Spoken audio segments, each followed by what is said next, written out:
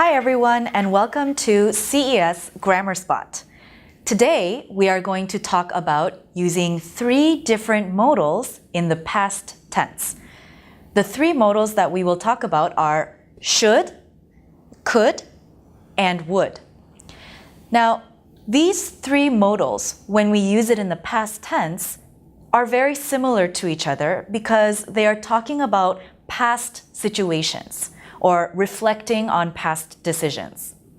Now, first, when we use the modal should in the past tense, we are expressing regret. I should have done something, but I didn't do it.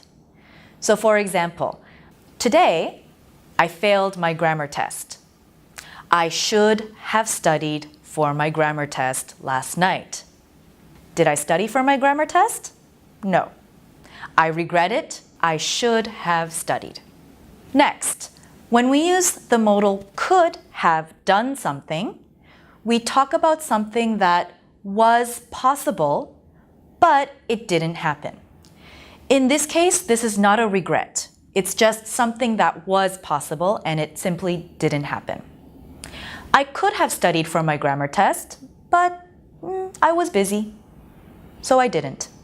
In the third situation, we use would have done something. Now, there are two different ways that we can use would have done something. In the first way, we can say that we wanted to do something, but we couldn't. We usually use the word but in this case. I would have helped you study, but I was busy studying myself.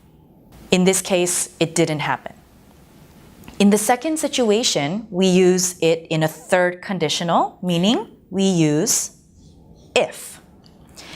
This situation is unreal or imaginary. For example, if I had studied harder for my grammar test, I would have passed. Did this really happen? No, it didn't.